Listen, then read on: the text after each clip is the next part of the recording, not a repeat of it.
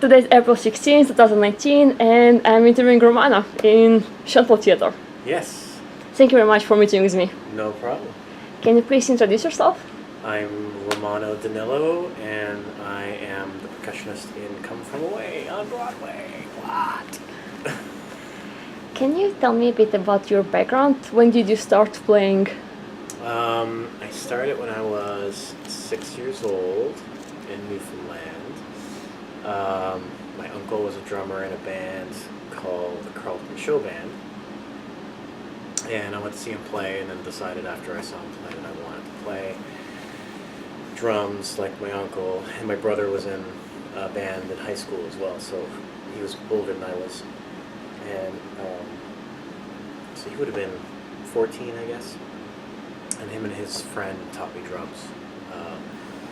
And then I took private lessons from grade 4 to university. It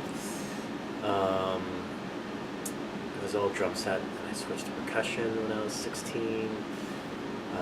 Went to Memorial University, did my music degree there in performance, and then took a year off and stayed in St. John's,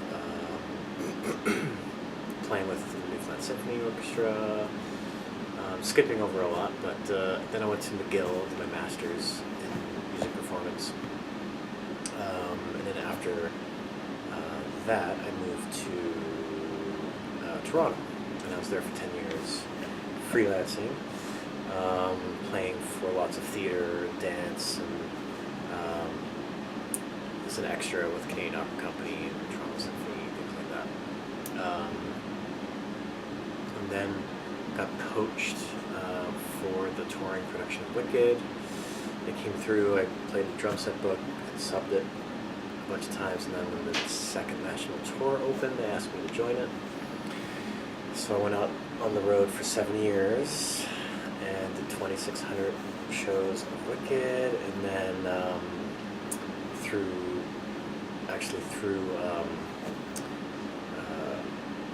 those contacts, I got a call to audition for Come From Away, and here I am. What was it like to be touring for so long? Good, just good. It's there's pros and cons. There's it's just all the pros and cons from normal people's lives. You just shake them up and re-scatter them. It's still the same number of pros and cons. It's just that the areas are different. And I come from a long line of gypsies, so it's sort of easy for me to do. I didn't mind it. The first few years were just, I went out, I was going to go out for 6 months, and then I got injured right away, so I wanted to go back out and just restart and do a year.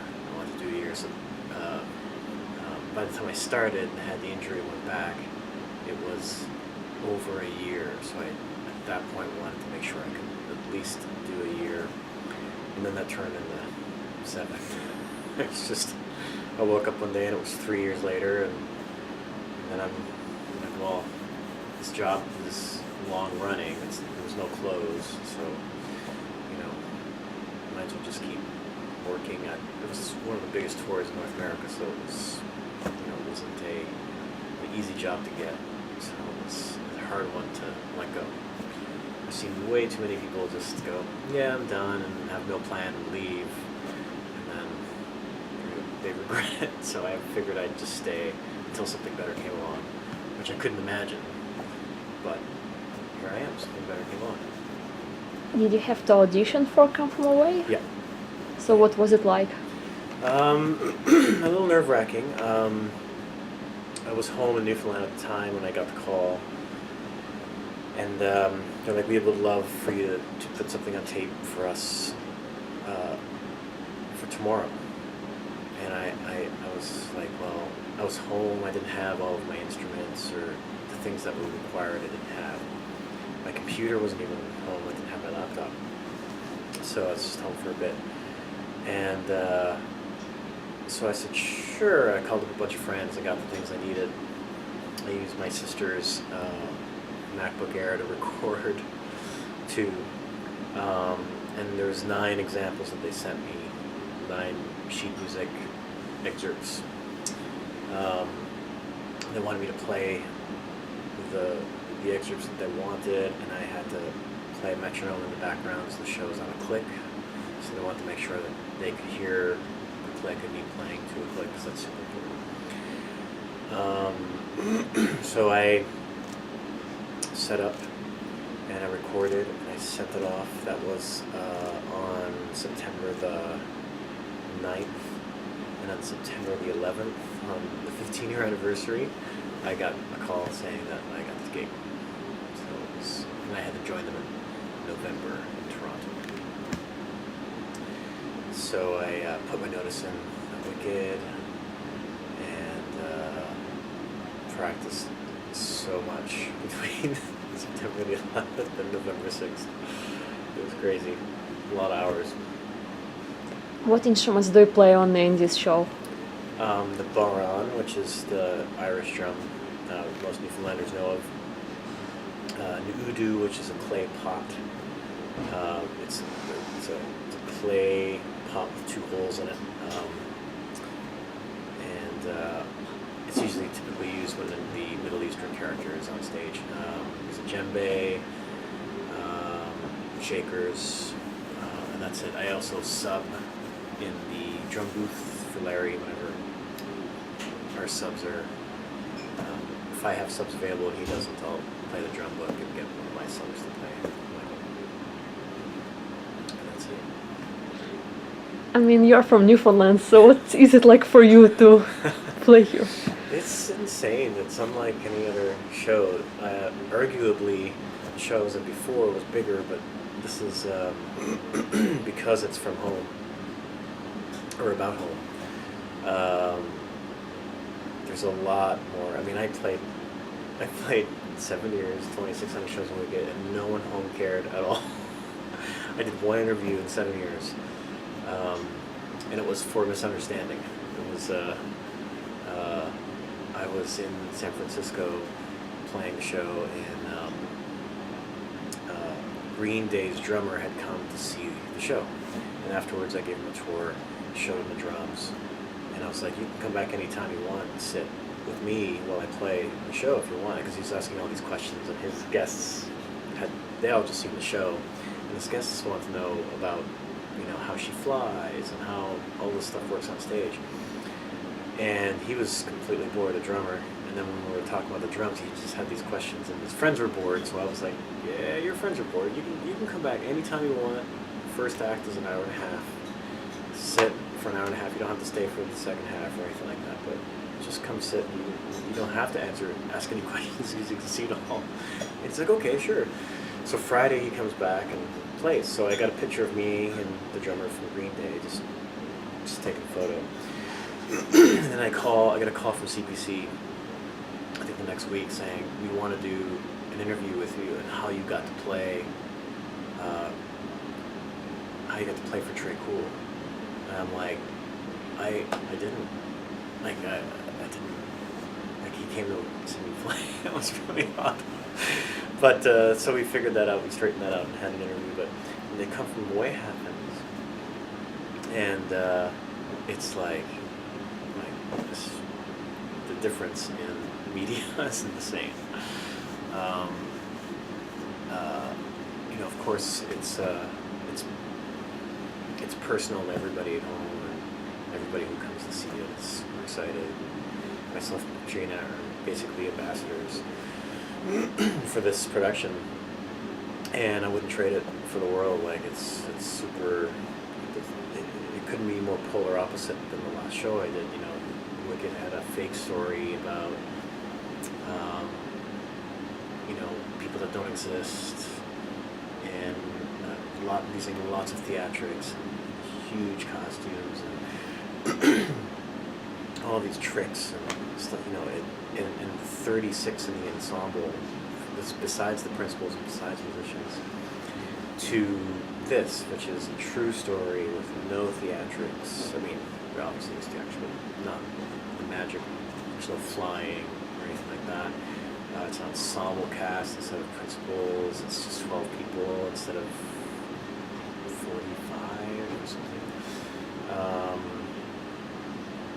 the musicians are on stage, instead of like every aspect of it is completely opposite. That's what I love the most because it's a completely different experience. And as an artist, I think what you always strive for is an experience unlike the past one you've done to grow. So it could be more exceptional. Being from Newfoundland is like, it's just completely the icing on the cake. Like it's taken it to a level of accomplishment that you couldn't. I mean, I could still be in the show and be from Ohio, and still feel wonderful when I'm in the show and successful because I'm in the show. But to be from Newfoundland is wild. It's a great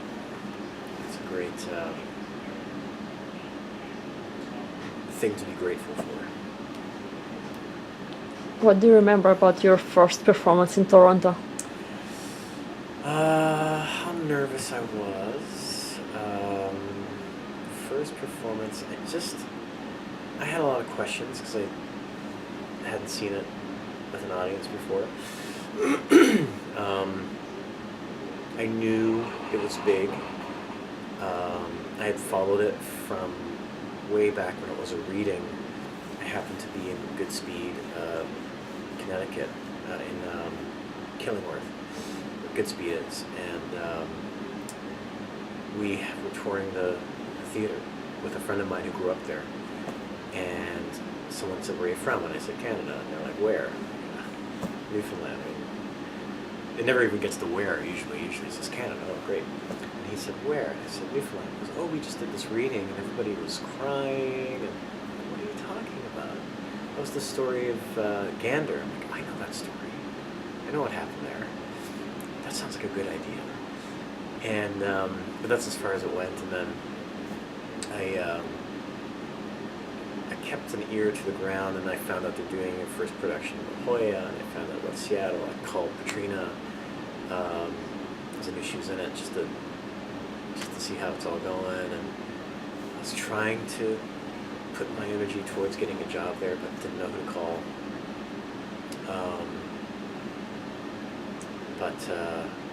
Yeah, it's... what was the original question? I can't remember. I'm going off. Oh, what do you remember about the first So, time playing here? So like the arc of it was finding out about it and following it, and wanting to be on it. And I was on this tour for 7 years, and I wanted to move jobs. And so finally, when I got to Toronto, like the audition had happened. I got that, but it was 2 months before I even saw anybody.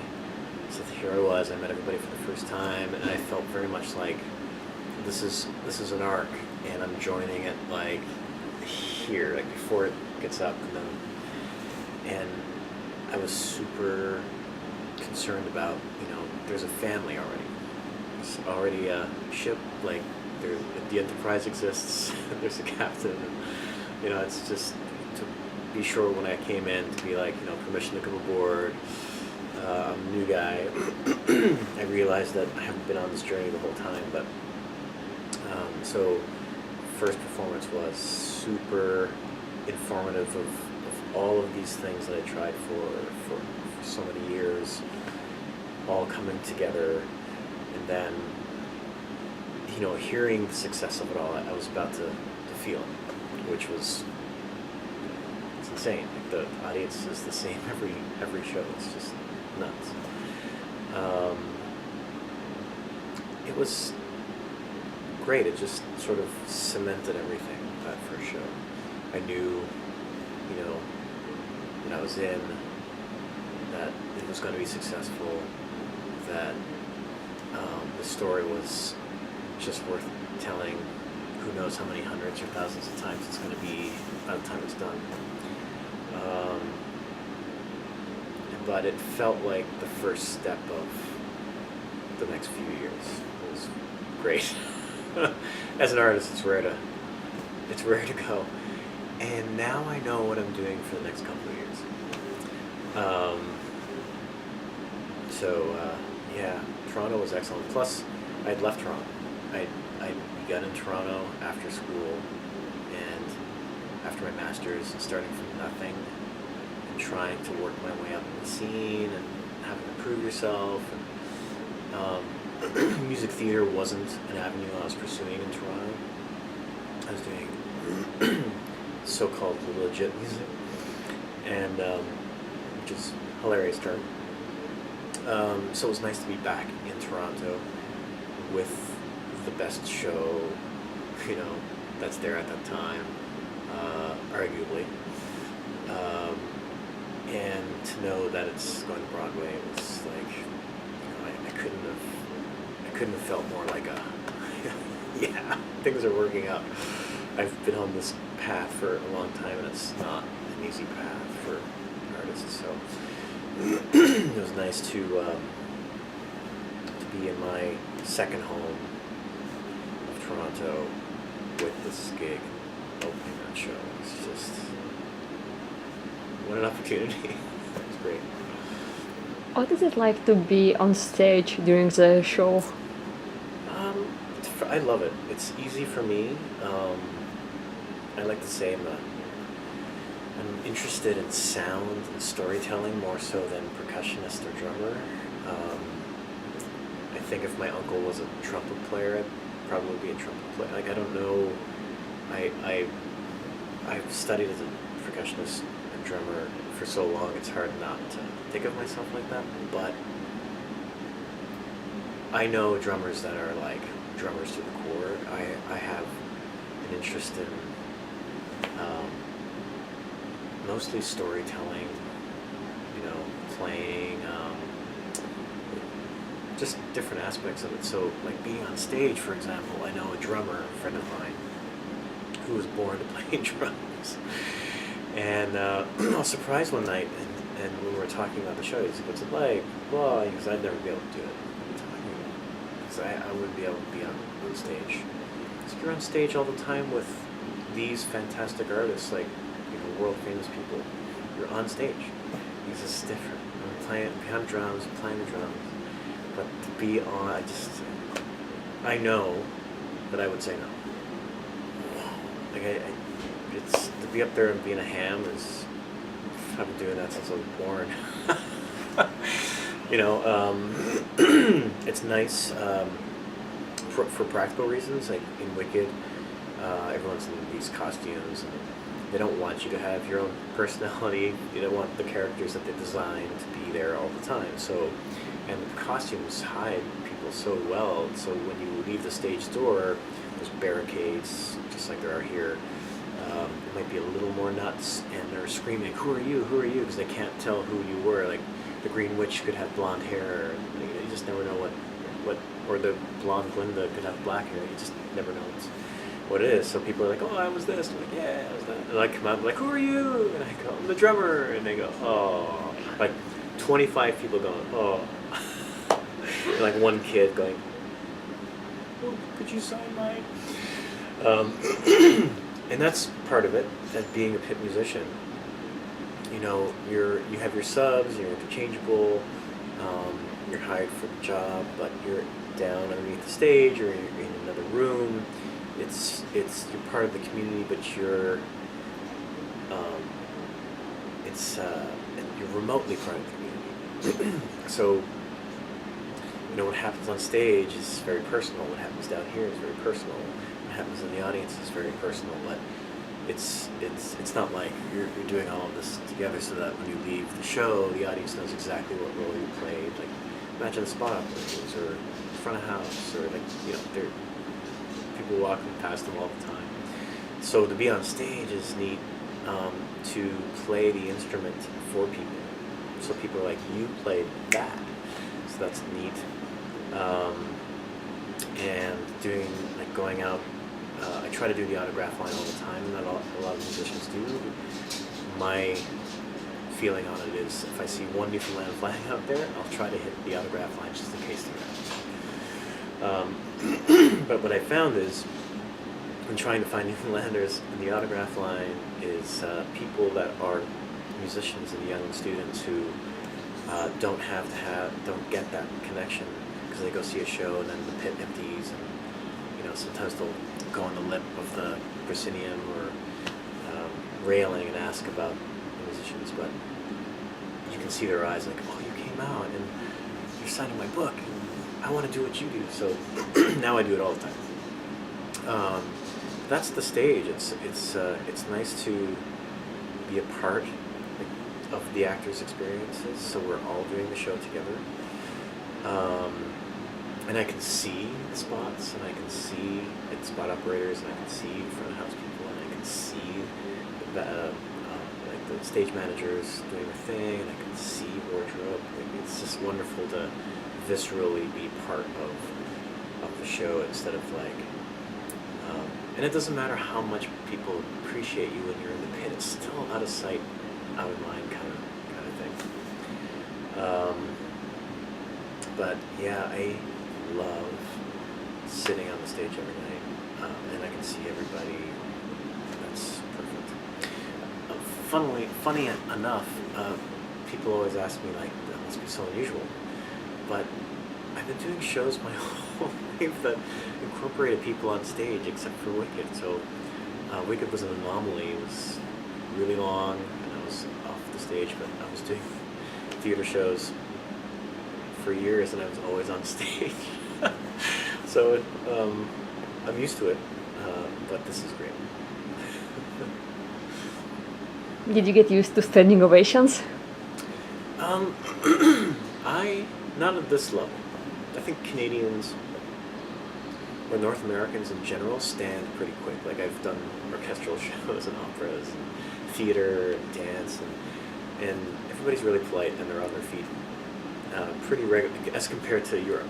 I find it's standing is a special thing. Like if it's a standing ovation, it's like this was truly a rarity.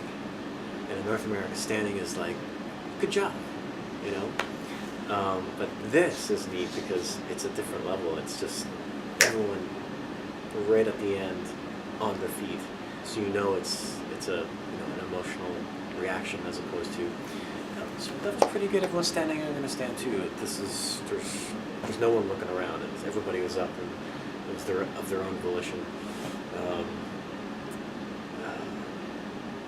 And that just makes it a little more special because Newfoundland, as you probably know, has been treated like crap for hundreds of years and seen in crazy lights and the butt end of jokes, and even people that try to raise it to a loftier level just seem to fail somehow. And this one is just tick, tick, tick, tick, tick, tick, tick. They could have went wrong. It just could have went wrong a million different ways, and they've chose, like the producers were just brilliant. They've guided it to a place that was very sensitive to a small town's needs. Telling the story, but not incorporating any of the fodder for jokes or things like that. So it's great. There's even a Newfoundland joke in it, and nobody minds. Like it's the knock knock joke towards the end. So we still get to hear some of the humor, but it's not the derogatory type. It's perfect. And what's your schedule like? My schedule's pretty good. Now people ask me this all the time, and I sort of go against the grain when it comes to like, oh my God, it's difficult doing 8 shows a week, blah blah blah blah. I get it, but you have to understand. I was touring for 7 years, doing a 3-hour show with an intermission, and it was super physical. There aren't subs that you can call. They have to be flown in, so you're really trapped. Like if you're sick, or you trip and you fall, or like I had pneumonia, I had food poisoning, I had deaths in the family, and I couldn't leave. So there's a road dog mentality. Like that's part of the job. Like that's you just truck along and do it. So to go from that to a 100-minute show with no intermission will always, in one place that I'm not traveling, will always seem like retirement to me. Like it's for me it's easy. So I do the 8 shows a week. I try to get here at half hour. A lot of the work for me is post show. Try to see new flymen after every show. Take them backstage. There's 15 minutes of fame here. I'm in minute 8. I'm gonna milk every minute and be the ambassador that myself and Katrina have the opportunity to be, and share this experience with everybody who wants to share it. That's the job too, I think. That's the job I set for myself, because to never say no unless I'm on vacation or I got to do my own stuff. But so there's like a half hour before, there's a half hour at least after, to get out of costume and meet people, take them show. And then I just spent 2 years now in the show getting the studio that I need to survive, to be able to do some recording, some practicing, all that stuff. That's just been finished. That's hard just because I have it already. It's in Canada in a couple of storage lockers, but I've been gone for 7 years, so I can't afford to get all of that shipped. It would be cheaper to get and then sell, I guess, here, because I'm still not here. I still won't be here, I don't think, full time if the show isn't here.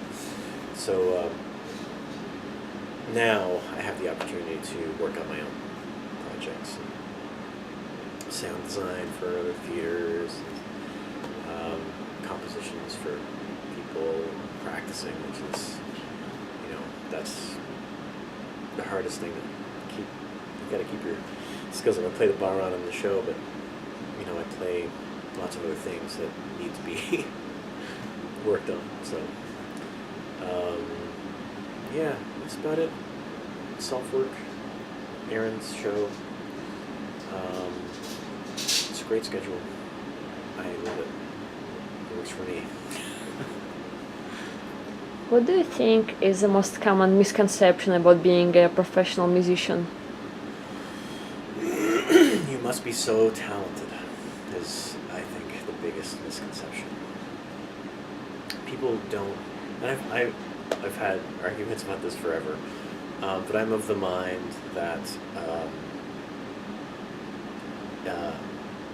people just seem to think it happens. It just happens because you're talented. But I had, in my late 20s, calculated how many hours I spent alone. This is not rehearsing with people, this is not performances. So forget the 2,800, 2,600 shows, forget all of that. It's not included. Rehearsals for that aren't included. Rehearsals with cleaning it up. None of this is included. Just alone in a practice room. Conservatively, I'm throwing out hours left, right, and center, because I don't know how many I did, but I can say, at least a few hours a day in college and things like that. So super conservatively, by myself in a room, just up till the end of university, was about 17,000 hours. And that is what people are calling talent. There's a lot of things that I do really well that I do not naturally.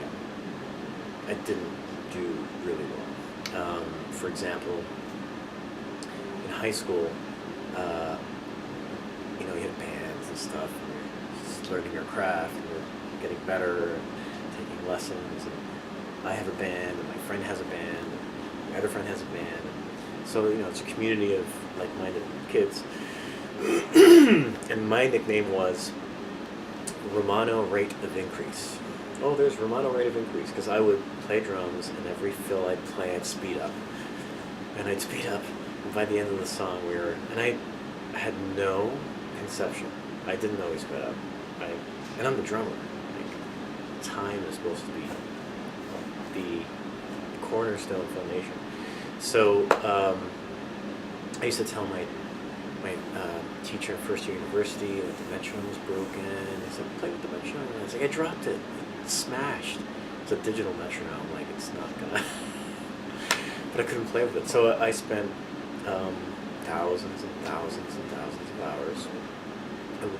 I still don't play these days without a metronome.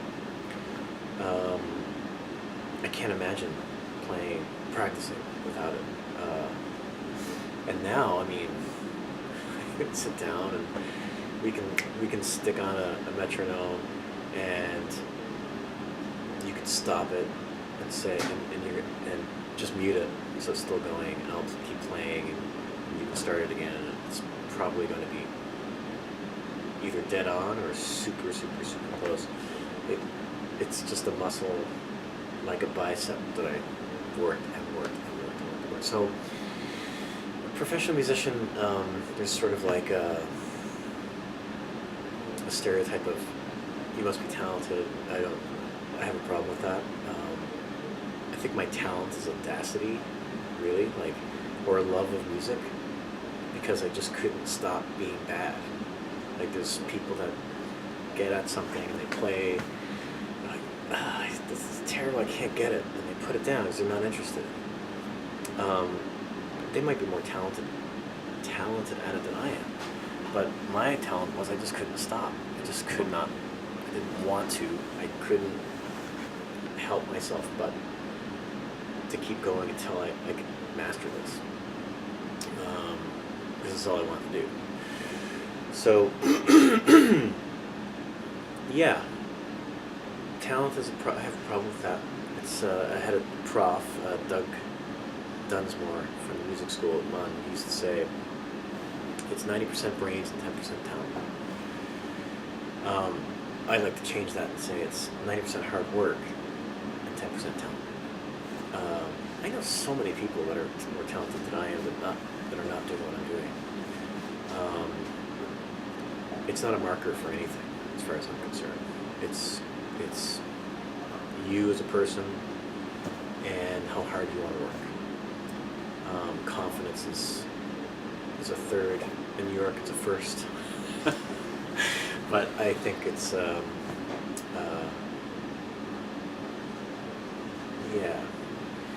I'd say that's the biggest thing. Professional musician. That it's a talent-based thing. That's probably the biggest thing I get. Do you think one must start playing as a kid in order to succeed? No, not at all. Nope. I know way too many people that started in their late teens and are killing it. I think there's a certain imprinting stage. Certainly in your late teens or 20s, if you're not starting it, it's probably just biologically more difficult, like languages. But I don't think, like I started at 5. I got into a band called Gower Youth Band in St. John's at 11 years old, and I've been playing for 6 years. I mean, that's unheard of for a kid that age. And I knew a guy, he was a clarinet player in the band. He wanted to switch to percussion. And I'm like, I've been playing for 6 years, and he's been playing for a month. Like, and that guy was one of the reasons why I practiced so hard. It's because by the end of the year, he was better than I was. And that's, one of many examples. It's try not to name names, but there's just because they're all brilliant. Yeah, it's wild. I don't think you have to start at a young age at all. I think it's just it's about finding what you want, like finding what you're meant to do. I think the hardest thing for people is finding what they love, and a lot of people don't find that. So you go into the workforce and you do your thing. You find your way. But if you're lucky enough to find what you love, then everything else is going to fall into place if you work hard and have good ethics. And these people that are finding it late are just finding it late. but it's the same path. And if anything, they have more of an experience base to draw from, you know, different musical skills or business skills or, you know, sports skills. The physicality of being a musician is way more important than is taught. I mean, coming from an athletic background is a huge advantage. So yeah, I don't think it's it helps, but it could also burn you out. Just a lot of people that quit, you know, and just have other interests. But at the end of the day, you're just going to do what you're attracted to. So, you know, I hear a lot of people like, oh, I wanted to do that, but, you know, I just stopped playing or whatever. And I'm like, that's fine. Because if you're meant to do it, you just keep going. You wouldn't have a choice. You'd have to do it. And the fact that you chose not to that choice is absolutely fine. You know, it's okay. And you can, if anything, be a professional adult in whatever your life is and still play. It's not like you just shut that part of your life out. I know I'm jealous of many friends that have great jobs, that have more security, that have a home base, that have been in one place for a long time and are part of the community, and they still play at a pro level when they're doing like a corporate gig, or they're doing a fundraiser, or they're doing this or that or the other thing. They're playing with other like-minded people that have gone on to do other things other than music, but still play at a hugely high level and still include that as part of their joy. Like that to me is a win. This route is more of a sacrifice, personally. But you know, there's no wrong answers. Even if I wanted to quit music, I told my drum teacher halfway through my bachelor's that, you know, I thought I wanted to be a vet. And part of the reason why I said it, this was after second year university. In second year, it's a tunnel. Like we had I think 3 exams, and they always schedule it the same. So it'll be exam in the morning, like music theory, music history in the afternoon, and the very next morning another final exam. And it's almost impossible to get all of those things ready.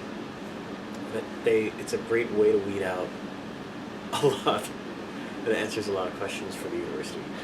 But for me, it was just almost too much of an overload where I almost quit as well. So I go to the teacher, Don Weary, and I say, you know, I'm in a lesson, and I say, you know, I think I want to be a vet. And he goes, huh, yeah, you can do that. And I what? He said, yeah, you can do that. Totally. That's what's make you happy. That's what you should do. And I immediately thought, no, I'm going to stay in music. I think I was looking for more of a shock response. Like, oh, you put so much work into this. You've been playing since you've been 5. If anything, you know, that's the reason to think harder about it, because just because you've been doing something for a long time, if it doesn't make you happy, then it's okay to change anytime. Whatever you decide right now is fine. For whatever, as long as you're not hurting any money. Yeah, that's a roundabout answer to that question. Is there anything you would like to talk about before we finish? I'm just so grateful the show's here, that I'm a Newfoundlander, that I still can't believe it. Like, I can't believe it. It's incredible. I don't know what's happening after this, but the fact that we're even doing an interview is just great. Like, I can't believe my good fortune. Yeah, that's it. I mean, I think the main thing that I usually like to convey is that the path here is unusual. My mom used to say, you picked a hard job for yourself, but I as another friend of mine would say, it beats working at the fish plant. And nothing against working at the fish plant. It's a good job. There needs to be more fish plants. But yeah, I'm still not quite sure what I did to get here. Although I can like draw those lines, it still feels like there's something else there guiding it. And I'm just grateful for whatever that is. I'm grateful for getting to have a conversation with you. Thank you so much, Romano. Very well. This is the end of the interview.